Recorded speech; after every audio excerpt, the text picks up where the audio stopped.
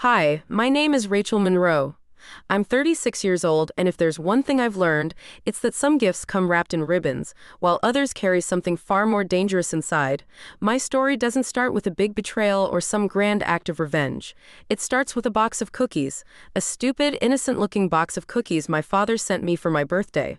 But what happened after I gave those cookies to my sister and her son? Well, let's just say nothing in my life has been the same since. I know how that sounds.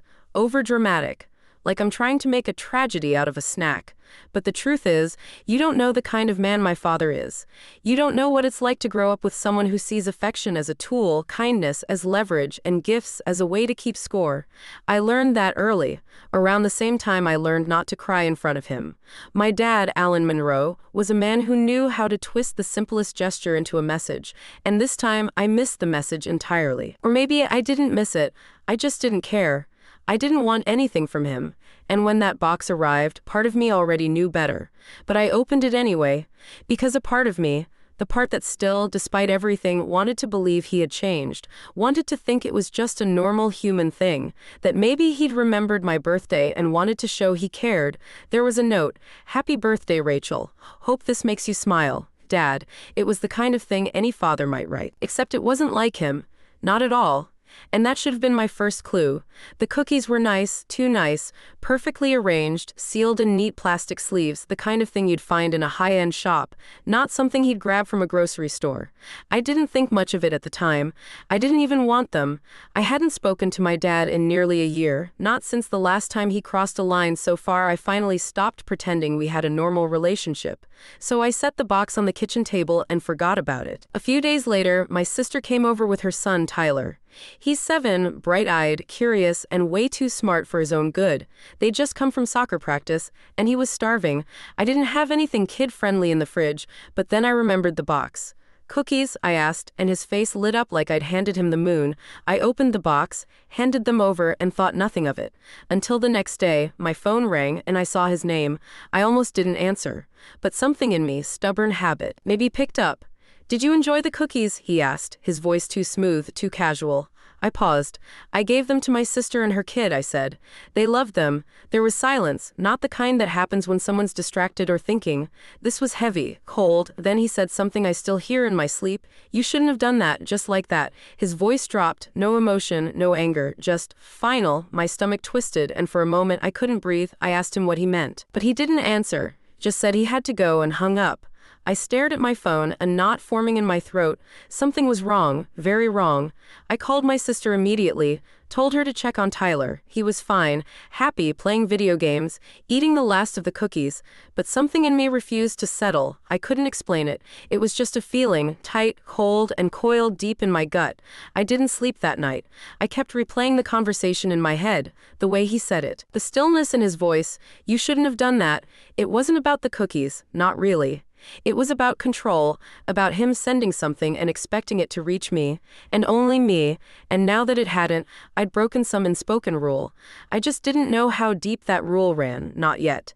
Because in my family, nothing was ever as simple as it seemed, and my father never forgot a disobedience. Never. The next morning, I woke up to a strange sound, the kind of sound that doesn't belong. Not loud, not violent, just off. I live alone in a 2-bedroom apartment on the second floor of a quiet building, the kind of place where the walls are thick and the neighbors leave each other alone. But that morning, something felt different. I walked into the kitchen, barefoot, my heart already racing even though I couldn't say why. The window was cracked open, not wide, just enough to let in the cold. I never leave it open, ever. My stomach turned. I looked around the room, nothing looked disturbed. Nothing broken, no signs of a break-in. But I knew. I locked that window the night before. I always do. I walked over and shut it tight, pulling the latch hard, then stood there staring at my own reflection in the glass like it might tell me what was going on. I wanted to believe it was just a mistake. Maybe I'd forgotten. Maybe I was tired and distracted. But the truth sat heavy in my chest. I hadn't. I spent the rest of that day trying to shake the feeling, but it clung to me. I called my sister again, asked her to let me talk to Tyler. "Why?" she asked, a little confused. "He's fine. He's been fine." I didn't have an answer that made sense. sense. I want to hear his voice." She put him on, and his 7-year-old voice chirped through the speaker, full of joy. "Auntie Rachel, thank you for the cookies. I shared them with my friend, but not too many because Mom said they were special." My throat tightened. "Did they taste okay?" I asked. "They were so good," he said, "but they made my tummy feel weird at first. Then it was okay." My chest went still. I asked my sister quietly, "Did he throw up? Anything weird happen after?" She brushed it off. "He was fine after a nap. Kids get stomachaches all the time." I ended the call and sat down at the table, staring at the empty spot where the cookie box had been. My hands were cold, my heart colder. I thought back to when I was younger, when Dad used to give us food as punishment, not as love. He'd serve us burnt toast and call it discipline. He'd leave food out just long enough to let it spoil, and if we didn't eat it, he'd call us ungrateful. He once told me straight-faced, "A hungry child learns obedience faster than a full one." I was 12, and now he'd sent me cookies, and I gave them to a child. That was my mistake. Not just taking the bait, but handing it to someone else. I knew I had to do something. I took the trash out and searched for the box. I found the packaging in a crumpled paper bag, the label still stuck to the plastic. No brand name, no ingredients, just a white sticker with my name handwritten in black ink. "Rachel, these are for you." I stared at it for a long time. The neatness of the letters, the pressure of the pen. I knew that handwriting. He always wrote like that, perfect, tight, restrained. A man who never left anything sloppy, not even a threat. I took photos of everything, the box, the label, the crumbs still stuck to the inside of the plastic. Then I made the call, not to my sister, not to my dad, but to a friend I hadn't spoken to in almost 3 years, Melissa Harlan, a former detective turned private investigator. She owed me a favor. And right now I needed someone who knew how to ask questions without making noise. "Rachel," she answered, surprised. "It's been a while." "Yeah," I said quietly, "and I need your help. It's about my father." Silence. Then her voice sharpened. "What did he do?" I swallowed. "I think he sent me poison, and I think I gave it to a child." There was no more small talk after that. She told me to meet her that evening. No texts, no emails. In person, old school, quiet. I packed everything, the photos, the box, even the wrapper, into a small backpack and left my apartment, locking the door twice. As I walked down the hallway, I thought I saw someone on the stairwell watching me. Just a flicker of movement, a shadow. When I turned, there was nothing. But I knew better than to trust nothing. I had trusted nothing my whole life. And I'd always been wrong. Melissa met me in the back of a quiet diner on the edge of town, the kind of place where nobody asks questions and the waitress calls everyone hun. She looked different, older, a little more tired around the eyes, but the second she saw my face, her expression tightened. She slid into the booth across from me, her leather jacket creaking, and said, "Tell me everything." I laid the evidence between us, the photos, the box, the label, the wrapper. She didn't speak for a while, just looked. Then she nodded once. "This is his handwriting," she said.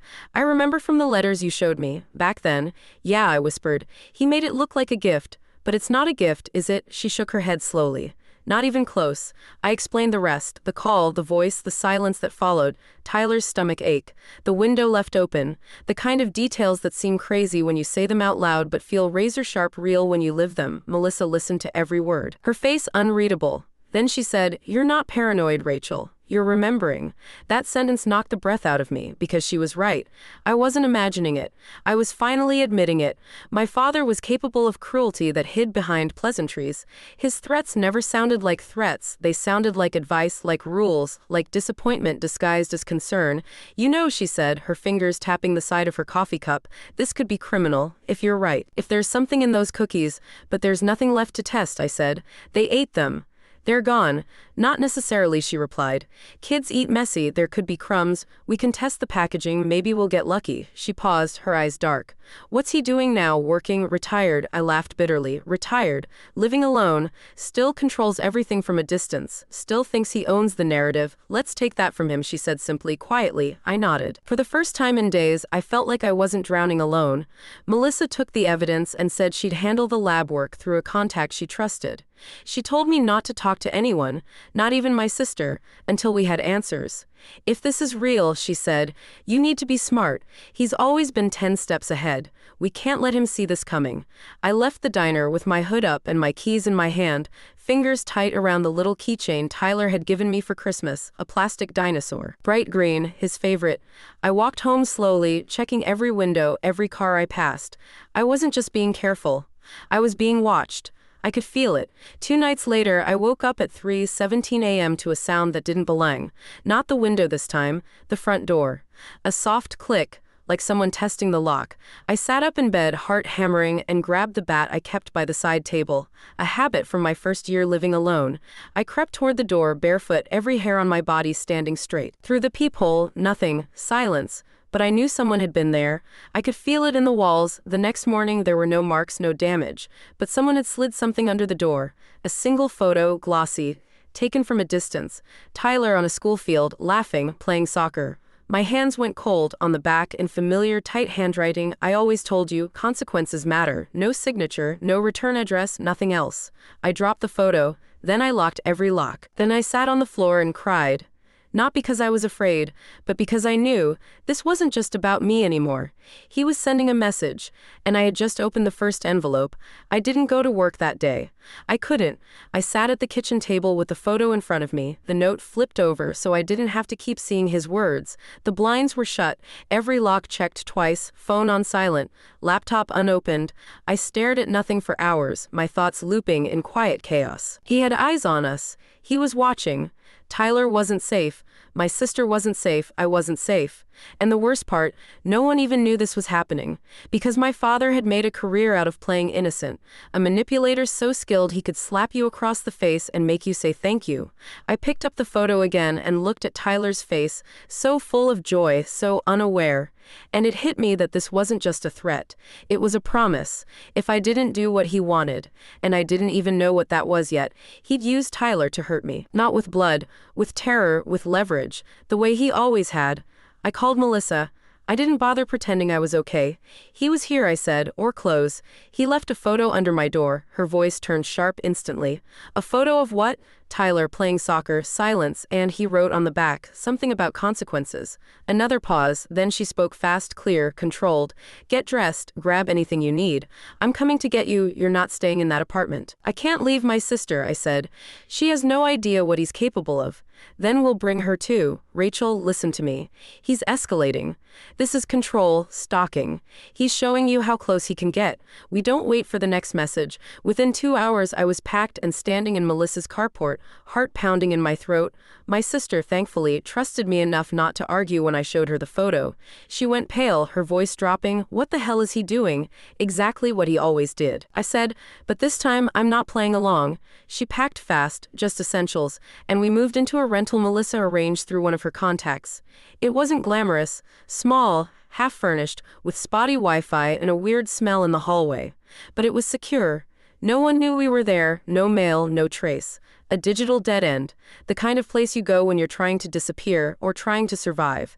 That night, I sat on the floor with my sister while Tyler slept on an air mattress in the next room. We talked for hours, really talked. For the first time in our adult lives, she let herself ask the questions I always assumed she didn't want the answers to. Was he always like this with you? She asked.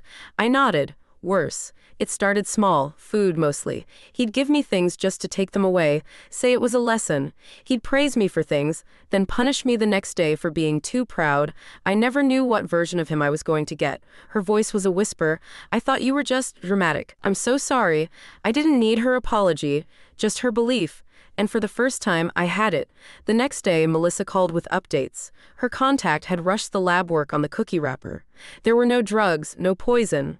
But there was something. The chocolate chips had been laced with a mild laxative, not enough to hospitalize a child, but enough to cause discomfort, nausea, and panic if ingested in large quantities. Harmless to an adult, disruptive to a 7-year-old. He wanted a reaction. Melissa said, something small, something that wouldn't show up in blood tests or get him arrested, but enough to make you feel guilty, to prove his reach. I sat there, shaking. So he knew I'd give them away? No, he knew there was a chance, and that's what this is all about. He gave you a choice, and when you made the wrong one, in his eyes, he made sure you paid for it. Emotionally, psychologically, this was a test, and now he thinks you failed. So what does he do next? I asked. He wants contact. He wants you to beg for clarity. He wants power. You go quiet, you go dark. That scares him. Narcissists don't handle being ignored. And if he thinks I'm not scared, then he'll push harder. She was right. I knew she was. The next week passed in careful silence. My sister and I stayed inside. We rotated grocery store trips, kept Tyler off all social media. Melissa checked in daily. For a few days, it felt like maybe things were calming down. Maybe he'd moved on. Maybe he'd backed off. Then the package arrived. No return address, no stamp, just placed at the front door like it belonged there. A plain white envelope inside, a USB stick taped to a card, no message, just one word handwritten on the back, play. Melissa and I looked at each other. Neither of us spoke. I plugged it into an old laptop, fingers trembling. The folder contained a single video file. I clicked, and for the next 91 seconds, I forgot how to breathe. It was footage of me. From my apartment, days before I'd left, sitting on the couch, cooking in the kitchen, sleeping. The angle never changed, high up like from a ceiling vent. Silent, no date stamp, just raw, uninterrupted surveillance. My father had bugged my home, filmed me for days, watched me live. And I had never known. I sat frozen, the screen still showing my sleeping face, unaware and vulnerable. The video ended. Black screen, then 5 words in white letters. Still think you're safe? I slammed the laptop shut. Melissa was already on the phone, speaking in code to someone I didn't know. My sister covered her mouth with both hands, her body shaking. And me, I just sat there, numb. He wasn't warning me anymore.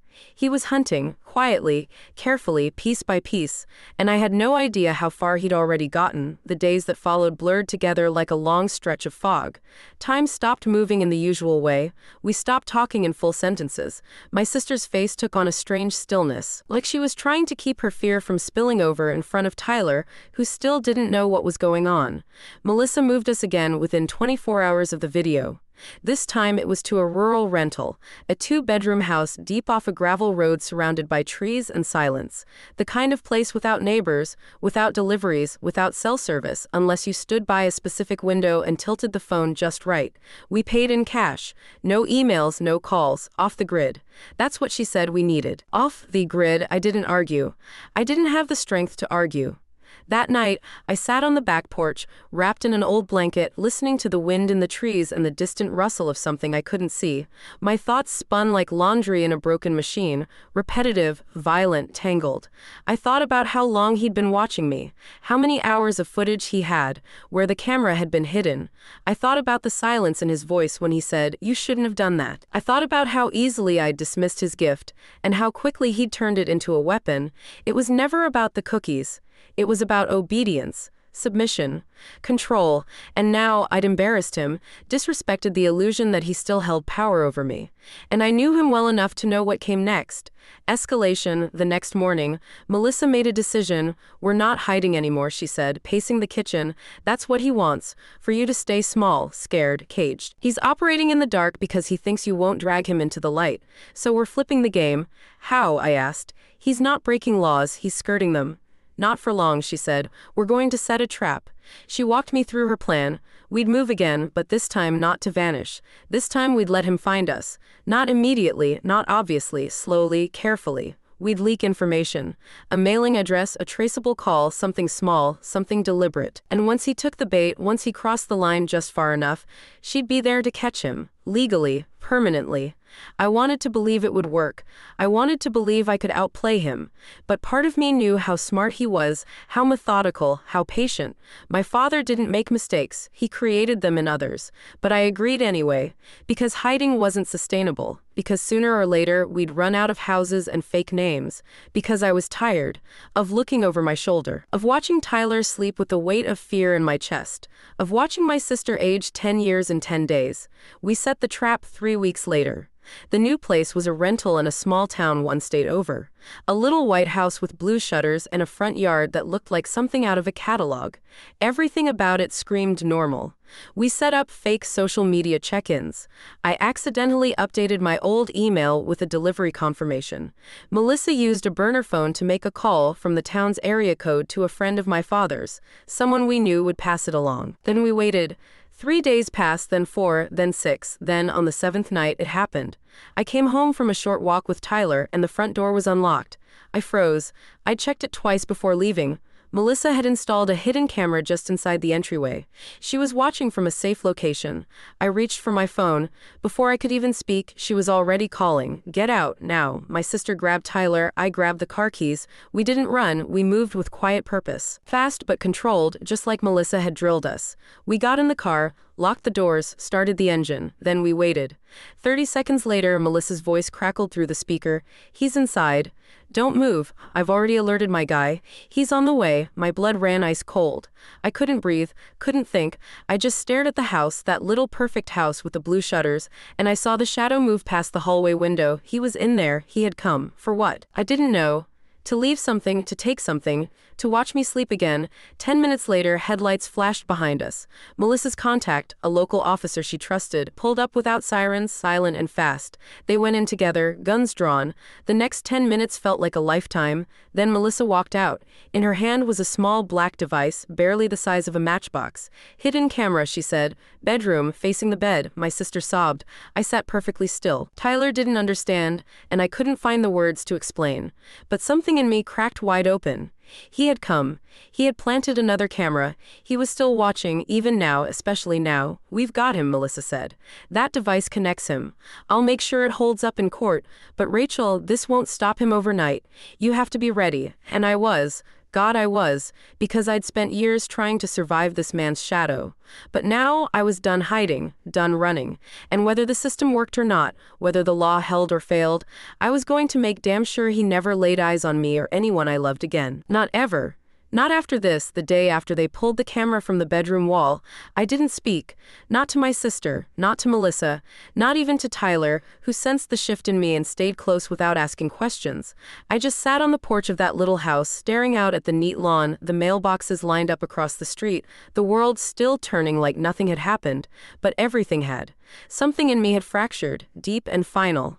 I didn't feel fear anymore. I felt something colder, sharper, more deliberate. I had lived most of my life reacting to my father, anticipating him, managing him. For years, I shrank to survive him. I rationalized his behavior, softened it in my head, told myself stories about what made him that way, his childhood, his own father, his deep insecurities, anything to make the pain make sense. But when you find a camera in your bedroom wall aimed where you sleep, there are no more justifications. There's only truth, and the truth is, he never saw me as a daughter. He saw me as an object to control. Something that belonged to him. And now that I had taken myself back, he wasn't just lashing out. He was trying to reassert ownership in the only way he knew how. I spent that day writing. Not fiction. Not journaling. I wrote a full, detailed affidavit of everything I remembered. From the first time he withheld food when I was 6, to the time he threw my acceptance letter into the fire because he said I was running away from my obligations. I wrote about the gift-giving patterns, the surveillance, the manipulation, the charm he used on neighbors, coworkers, the way he twisted kindness into currency and used it to isolate me from anyone who tried to pull me out of his orbit. I wrote for 12 hours straight. Melissa took the document, added timestamps, formatted it for legal submission. She said we'd file a protective order and criminal complaint. It wouldn't be easy, it wouldn't be fast, but it would put him on a record. An official one. This won't stop him. She reminded me, but it starts a paper trail. And a paper trail is how we win in the long run. My sister offered to fly across the country with Tyler, to disappear for a while until things settled. At first I wanted her to stay close, but I knew it was safer if they were gone. Safer if he didn't know where to look. They left 2 days later. The goodbye was harder than I expected. Tyler hugged me tight and whispered, "Mom says you're the bravest person she knows."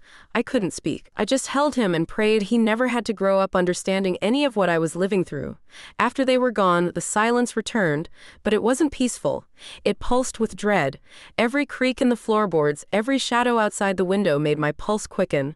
I started sleeping in short bursts, always half-dressed, always with my phone in my hand. I changed locks again. Melissa installed new cameras, this time facing out. She brought me pepper spray, a taser, even a motion sensor alarm. And every time I thought we were one step ahead, something pulled us back. 3 weeks passed. Then a letter came, no return address, just a single sheet of paper, no threats, no accusations, just a single sentence in that same perfect handwriting. Your silence won't protect you. I handed it to Melissa without a word. She read it, then slowly folded it. It's bait, she said. He's desperate. He wants a reaction, but I wasn't going to give him one. Not this time. I didn't call. I didn't cry. I didn't break. Instead, I wrote back. Not to him, but to the court. We filed everything. My affidavit, the evidence logs, Melissa's sworn statements, the footage, the packaging from the cookies, the fingerprints, the video from the rental house, everything we had, cataloged and prepared. A restraining order was issued, a criminal investigation was opened, and for the first time he couldn't pretend this was just family tension or misunderstood intentions. He had crossed a line, multiple lines, and there were now documents to prove it. But the scariest part, he still hadn't been arrested, not yet. The law moved slow, and my father, he knew exactly how to use time as a weapon. We had the order, we had the file. But he had something else, patience, strategy, obsession. Melissa warned me to be ready. You've cornered him, she said. You exposed him, that makes him dangerous. He's not done, not until he finds a way to make you pay for taking back control, and he did try, God. Did he try?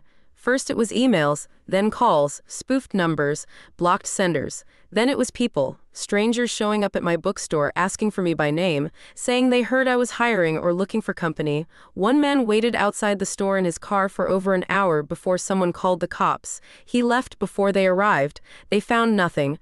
Melissa said he was testing boundaries, seeing what he could get away with now that he was technically forbidden from contact. She filed follow-up reports. We kept the pressure on, but the system was slow, and fear moves fast. I started dreaming of the camera again, waking up thinking someone was in the room.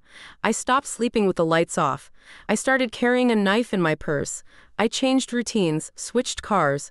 I hated that I had to live like this, but I wasn't going to run anymore. I was going to endure. And then one night, something shifted. A woman showed up at my door, late, nervous, carrying a file folder and shaking so badly she could barely hold it still. Her name was Denise. She said she used to work for my father. I saw your name in the news, she said, and I had to come. I didn't know what he was until he did it to me too. My skin went cold. She sat at my table and showed me emails, letters, photos. She talked for hours. Her story was different, but the pattern was the same. Charm, control, gift, threat. She'd taken him to court too, but he'd buried her in paperwork, counterclaims, character attacks. She said, I almost stopped fighting. Until I saw what you were doing. That night, I cried for the first time in weeks. Not from fear, but from relief, because I wasn't the only one anymore. He had done this before, and now there was more than just a paper trail. There was a pattern, and soon there would be witnesses. She left the file folder with me. Inside were printouts of emails from over a decade ago, dated and backed up, all laced with the same exact phrasing he used on me, vague threats wrapped in fatherly concern. Strange suggestions masked as kindness, long-winded guilt trips that sounded loving until you actually read them twice. Denise had highlighted portions of the letters he'd sent her, even marked similarities between her story and mine. And the sickest part, some of the phrases were identical.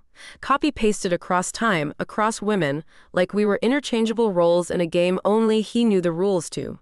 Melissa stared at the papers in stunned silence. She flipped through the folder again and again, double-checking every date, every signature. This is enough, she said. This shows it's not just about you. This shows pattern, predatory behavior, intent. He won't walk away from this untouched. We submitted the file that same week. Denise agreed to testify. She said she'd lost a job once because of him, that he'd sent anonymous letters to her boss implying she was unstable, that she was stealing from the company. There was never proof, but it didn't matter. He didn't need to be right. He just needed to undermine. When we added her story to the growing file, the prosecutor's tone shifted. They began asking Melissa real questions, the kind of questions that only come when someone in authority starts to believe you're not crying wolf. It wasn't justice, not yet, but it was a crack, a visible one, and sometimes that's all you need, the first crack, because that's where the light begins to pour in. Then came the subpoena. I still remember holding the envelope in my hands, my full legal name typed at the top. a court date, a chance to speak, to answer questions under oath, to say out loud, "This happened to me, and it wasn't okay." I didn't cry, I didn't shake. I felt something different, a kind of quiet fire building in my chest, the kind of thing that only forms after years of being silenced. It wasn't rage, it was clarity. I was going to sit in that chair and speak with the kind of truth he never saw coming. But the night before the hearing, a package showed up at the courthouse, unmarked, just addressed to the prosecutor by name. Inside were three things: a printed out photo of me at a gas station from 3 days prior, a news clipping from when I won an award in high school with the words "Pride comes before a fall" scribbled across it in black ink, and a torn piece of paper that simply read, "Don't embarrass the family further." The prosecutor handed it to Melissa the next morning, her face unreadable. "We're pressing harder," she said. "This man is not going to manipulate our process." And still, no fingerprints, no footage of the delivery, no direct link. But we knew. Every one of us in that courtroom knew. I sat through 4 hours of questioning that day. They asked about the cookies, the camera, the emails, the package under the door, the way he used language to push guilt like a drug, the silence after his calls, the way he always made sure it was just subtle enough to go unpunished. I answered every question calmly, clearly, with dates, with context, with no apologies in my voice. And when they asked me the final question, "Do you believe your father is a danger to you or others?" I didn't hesitate. "I believe he's made an entire life out of controlling people through fear," I said. "I believe he thrives when no one is watching. And I believe he thinks we'll never be brave enough to drag him into the light. But I am." When the hearing ended, I walked out into the sunlight and felt something I hadn't felt in months. Air, real air. Like I could finally breathe without looking over my shoulder. But that feeling didn't last long. The next day, Melissa called. "There's a new report," she said.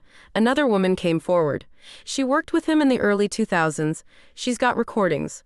I nearly dropped the phone. Recordings. Not just statements. Not just printed emails. His voice on tape. I met with her that week. Her name was Karina. She'd worked under him when he managed a local firm. She said he used to corner her after meetings, ask her questions about her family, slip in comments like "No one believes a woman who talks too much," or "You should learn when to stop being difficult." She said she'd started recording him after the second incident. She still had the old USB drive. When she played the clips for us, I felt cold all over. The voice was unmistakable, calm, low, controlled. The same voice that used to read me bedtime stories, now weaponized against women half his age. The way he said her name, the way he turned every compliment into a leash, it was all there. Evidence. The prosecutor's office moved fast after that. They added her recordings to the file. Melissa said, "This changes everything. This goes beyond family. This is now a history of coercion, abuse of power, psychological targeting. He's not just dangerous, he's repeatable. And still, no arrest. Not yet. Because the system doesn't move fast when the wounds aren't visible. Because people like him don't come with fingerprints or bruises. They come with charm, with clean shirts and polite emails and 1,000 ways to make you sound crazy for telling the truth." But I kept going. Because I had to. Because now it wasn't just about me. It was about the girl I used to be. The one who cried into a pillow and wondered why love felt like punishment. The one who looked for cameras and ceilings long before she knew why. The one who opened a birthday box from her father and still believed, deep down, that maybe this time he meant it kindly. He didn't, he never did. And now the world was starting to see it, piece by piece, story by story, truth by truth. And I wasn't going to stop until he had nothing left to hide behind. ChatGPT Skazel. It was the first week of September when the prosecutor finally called it what it was: a formal investigation into a pattern of coercive abuse and unlawful surveillance, spanning years, involving multiple women across different states. The phrase she used was multi-victim psychological harassment with intent to intimidate. I remember staring at those words on the printed statement and feeling a kind of nausea twist in my stomach. Not because they weren't true, but because seeing them printed made it real. It meant this wasn't a bad dream or a personal grudge. This was bigger than me. This was something that needed to be stopped before it swallowed someone else whole. That week, 3 more women came forward, one from his old neighborhood, another from a church he briefly joined, and one who had known him in college, all with eerily similar stories. They each said the same thing in different ways. He watched, he waited, he manipulated. He built trust, then twisted it. One of them said, "He made me feel like I owed him safety, like my peace was something he gave me and could take away." Another had a voicemail saved, over a decade old, where he said, I hope you know silence is the only thing keeping you protected. The more testimonies we gathered, the clearer the pattern became. It wasn't about love or family or mentorship. It was about domination, about psychological warfare so polished it passed for parenting or mentorship until you stepped back and looked at the damage. Melissa worked nonstop, coordinating witness statements, reviewing transcripts, tightening the net. She barely slept. I barely slept. And somewhere in the middle of all that chaos, I realized something else. I hadn't thought about the cookies in weeks. The box that started all of this, the gift that wasn't a gift, it had become almost symbolic. Because it wasn't about the sugar or the packaging. It was about what he wanted me to do with it. He wanted me to eat what he gave, to accept what he allowed, to play the daughter he created. And when I didn't, when I gave it away, when I treated his gift like something disposable, he took it personally. He took it as rebellion, because to him, control was affection, and rejecting it was treason. I spent one night re-watching the old home movies I had locked away on a flash drive. Not to mourn, but to study. His voice in the background, his hand always near the camera, directing, staging, performing. My childhood had been a theater. Every birthday, every vacation, every staged Christmas morning with matching pajamas, all for show. He loved the image of being a father. But the actual labor of love, the care, the sacrifice, the safety, he never did that. He just recorded it like he did. And now, finally, those recordings weren't his weapon anymore. They were mine. Melissa said we were close. She said the case had momentum, that the state was considering charges that could lead to real consequences, not just fines, but probation. Maybe even jail. But she warned me too, he's quiet now, but he's watching, always watching. People like him don't surrender.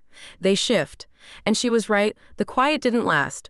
One night, the fire alarm went off in my apartment at 2:37 a.m. No smoke, no fire, just the sound, screaming and endless. When I stepped into the hallway, there was a note taped to my door. One word, liar.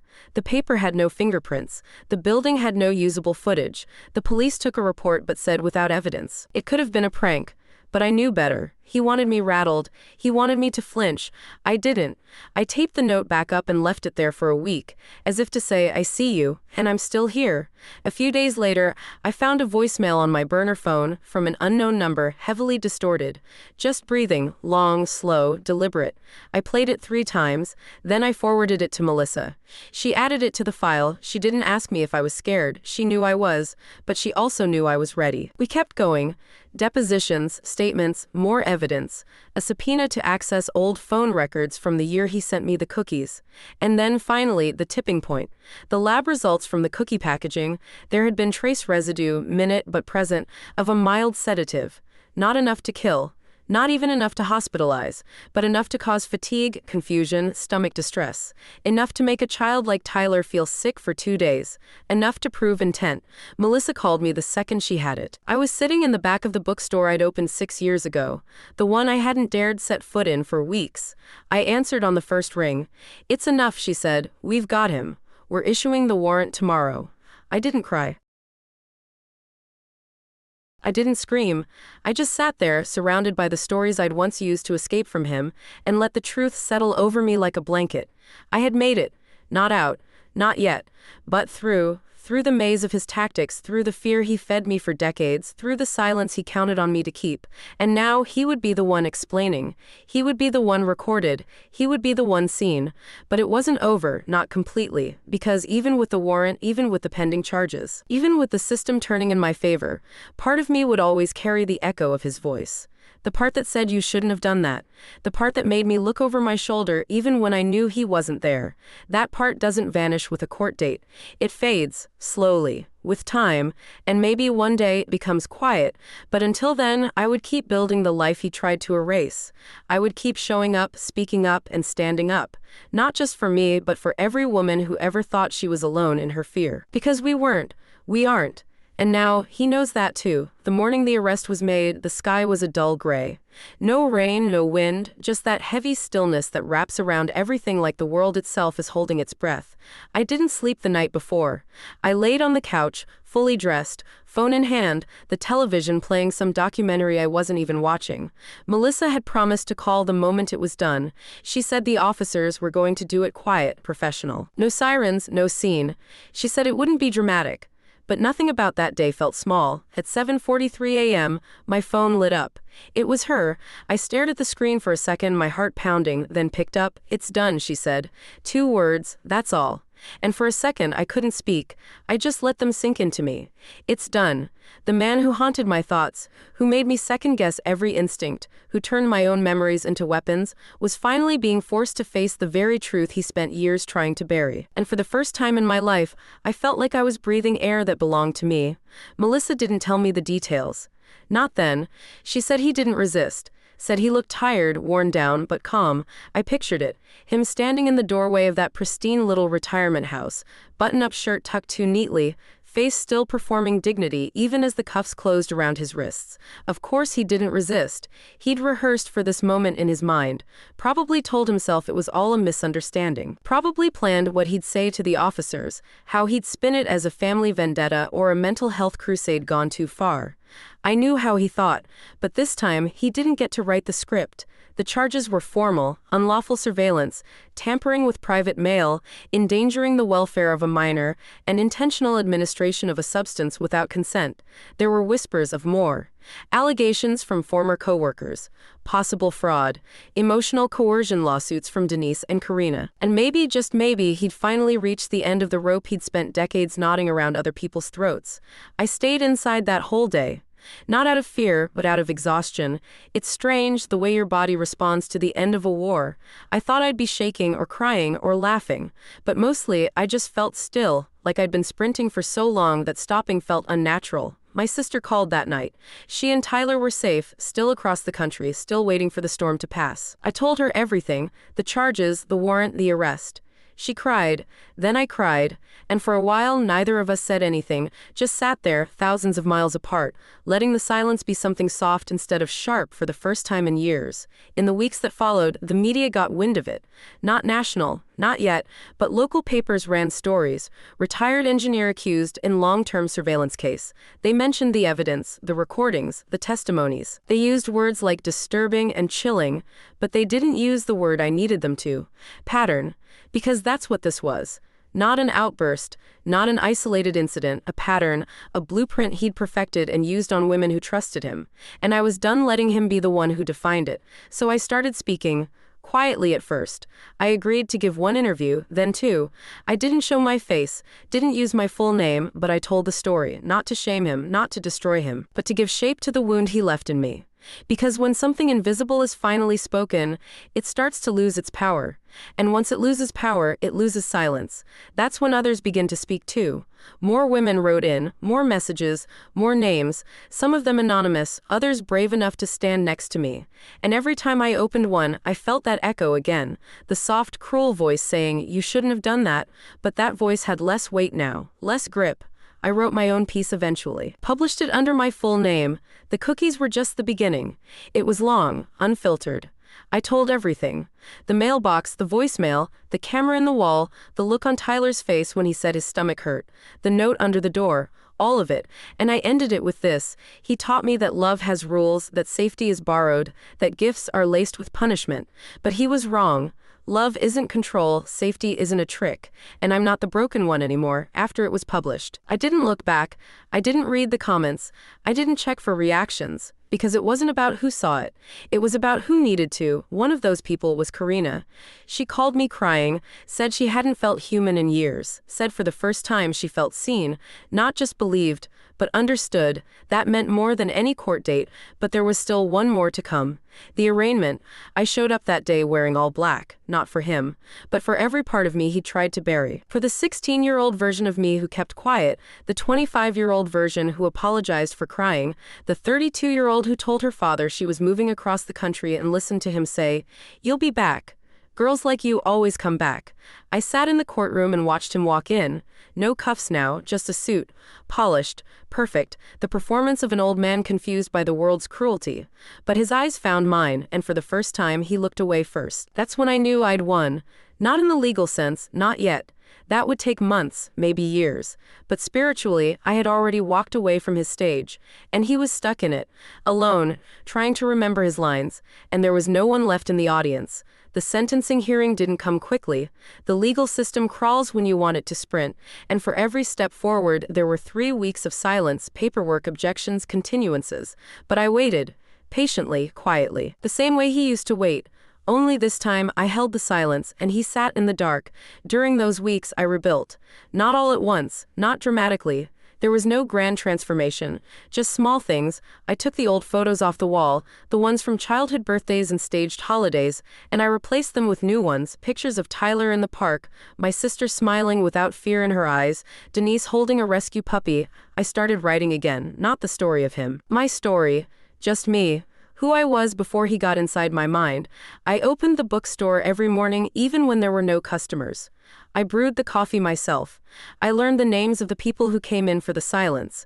There was a man who read the same war memoir every Tuesday, a teenage girl who sat on the floor with graphic novels, a woman in her 60s who only bought mystery paperbacks and always left $1 extra.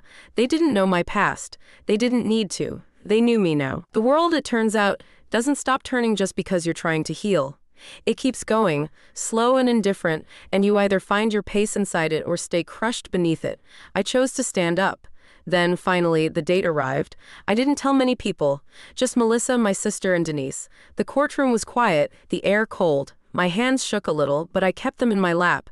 And when he was brought in, that same press suit, that same practiced look of confusion and betrayal, I didn't flinch. I just looked at him like I would any stranger who made a mistake they'd finally been caught for. The judge read the charges. His lawyer asked for leniency, of course. They said he was old, tired, remorseful. Said prison would be a death sentence. Said his reputation was already ruined. But when it was my turn to speak, I didn't talk about his age, or his comfort, or his future. I talked about my past. I spent years thinking I was dramatic, I said. That I imagined things, that I was overreacting. Because that's what he taught me, to doubt my own fear. To apologize for instincts that were trying to keep me alive. I looked directly at him. But I'm not apologizing anymore. He didn't blink, didn't move. I continued. He sent me poison in a birthday box and called it love. He watched me through a camera and called it protection. He made me believe that safety was something I had to earn from him, or else. I turned back to the judge. Your Honor, this isn't about revenge. This is about truth. And the truth is, if you let him walk out of here today, he'll find another way to control someone. It might not be a camera. It might not be cookies, but it'll be something, because this isn't new. It's what he is. The judge listened, carefully, and when she spoke, her voice was steady. She acknowledged the evidence, the testimonies, the recordings. She acknowledged the emotional damage. She said what no one had ever said before in a court of law. You used your intelligence and perceived authority to create fear under the guise of affection. That's not protection. That's predation. The room went quiet. She sentenced him to 4 years, not the longest term in the world, but long enough for him to sit in a cell and hear nothing but his own thoughts, long enough for others to see that the system sometimes does listen, even if it takes too long. And as the gavel fell, I didn't cheer. I didn't cry. I just breathed in and breathed out, and it felt clean. My sister hugged me outside the courthouse. Tyler ran in circles behind her, laughing, unaware of the weight that had just lifted from our lives. He didn't need to know the details. He just needed to know he was safe. And I'd made that happen. In the months that followed, I did more interviews. Quiet ones, anonymous panels, women's rights forums. I told my story so that maybe someone else could tell theirs sooner, before the damage got as deep as mine did. And slowly, my name became something I didn't associate with fear. It became mine again. But there's one last thing I kept. The key. The one to my father's old house. The one he mailed me 5 years ago in case you ever come home. I keep it in a drawer now. Not because I'll ever use it, but because it reminds me I never have to walk through that door again. I built my own, with locks he doesn't have the key to. About 2 months after the sentencing, I received a letter. Not from him directly. Prison correspondence is monitored, but it was from someone who knew him, a former coworker. The envelope was plain. No return address, just my name typed neatly. Inside was a folded piece of paper, a photo, and 6 handwritten lines. The photo was of me. Younger, maybe 19, sitting on a park bench, mid-laugh, holding a cup of coffee. I hadn't seen it before, didn't know who took it, but the angle, the distance, it was clear it wasn't meant for me. The lines read, "He always said you'd turn bitter, said you were too soft to survive on your own, said girls like you either come home or come crawling. Guess you proved him wrong." I read it 3 times, then ripped it in half. I didn't want his shadows following me anymore, even through the hands of others. I didn't want to feel watched in places I once felt free. But that's the thing about reclaiming yourself. You don't have to forget the damage. You just have to stop letting it define your present. I still had scars, but they weren't maps anymore. They weren't guiding me backward. They were just skin that had learned how to heal. Denise came to visit not long after that. We had lunch at a tiny place near the bookstore. We didn't talk about the trial much, just life. She was seeing someone new. She was volunteering at a shelter. She smiled more, and at one point she looked across the table and said, "You saved people, Rachel, not just with what you said, but by standing still when most of us ran." I didn't know what to say. I didn't feel like a hero. I still had nights where I locked every window twice, where I checked my camera feed before stepping outside, where I flinched when the doorbell rang unexpectedly. But maybe bravery wasn't about being unafraid. Maybe it was about doing the right thing while afraid. And if that's true, then yeah, maybe I was brave. The bookstore slowly became my anchor again. We added a small corner for community events, poetry readings, story hours for kids, even quiet Q. Something raw. I didn't give advice. I just nodded. Because sometimes that's all someone needs to feel real, to be met with quiet understanding instead of noise. One night, near closing, a woman came in carrying a child. She looked tired, eyes ringed in stress. She said she was new to the neighborhood, looking for books for her son. I helped her pick 3, one about planets, one about dogs, one about a kid who builds a spaceship out of cardboard. And as she turned to go, she paused at the door and said, "You've got a calm about you, like someone who's been through a lot and lived." I smiled. Just smiled, because she was right. I had lived. Through control, through silence, through threats masked as care. I lived through the guilt, through the gaslighting, through the fear of being called ungrateful or crazy or dramatic. I had lived, and then I chose to live differently. I didn't keep the letters. I didn't keep the old photos. I didn't even keep his voice messages. I archived them all for the case. But I never listened again. Because I didn't need to hear his voice to remember. I just needed to hear mine, clear, calm, certain. A few months later, Tyler came back to visit. Older now, a little taller, his laugh louder. We sat on the floor of the bookstore one afternoon and read the same book he once threw up on after those poisoned cookies. A new copy, clean and untouched. He didn't remember what happened that week, not really. Just that I gave him the cookies and then they were gone. But he looked at me and said, "Aunt Rachel, I'm glad you're not scared anymore." I didn't even know he noticed, but kids always do. I kissed the top of his head and said, "Me too, buddy, me too." And that's the truth. I'm not scared anymore. Not of the dark, not of the past, not of the version of me who used to whisper, "Maybe it's my fault," into the bathroom mirror. That girl, she survived, but she's not in charge anymore. I am, and every time I turn the key in the bookstore door, every time I watch the neighborhood kids pick their favorite books, every time I say "you're safe here" and mean it, I'm building a life no one can take away from me again. That's the real ending, if there is one. Not the courtroom, not the sentence, not the silence. This life, this version of me, free, whole, unafraid, and finally mine.